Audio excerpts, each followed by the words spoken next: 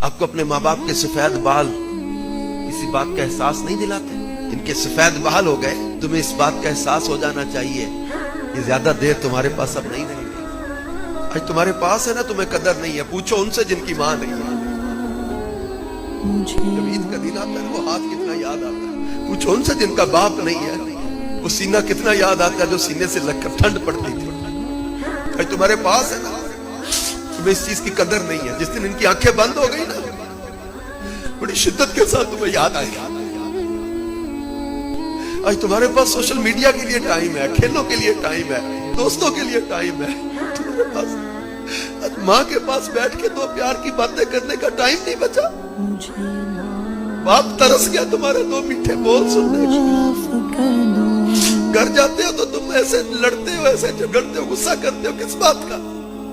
सर्दियों की ठंडी रातें तुम भूल गए जब माँ सारी सारी रात गीले बिस्तर पे खुद लेट जाती थी, तुम्हें सूखे बिस्तर पे लिटाती थी। बाप सारा दिन घर से बाहर मेहनत मजदूरी, कारोबार, काम, नौकरी करके आता था। माँ सारा दिन घर के काम करती थी। जब रात इनके सोने का वक्त आता था तुम रोने लग जाते थे। ये सारी सारी रात लेके तुम्हें बैठे रहते थे। इन्होंने कभी अपने आराम को तरजीह नहीं दी, तुम्हें तरजीह दी। इन्होंने कभी अपनी आसाइशों को तरजीह नहीं दी, अपने मुंह के निवाले खिला खिला के तुम्हें बड़ा किया। आज जब उनको जरूरत है कंपनी की, प्यार की, मोहब्बत की, को पास बैठ के बातें करे, आज तुम्हारे पास वक्त नहीं बचा। तुम्हारा मोबाइल इतना वक्त ले गया, तुम्हारे माँ बाप तरसते रह जाए।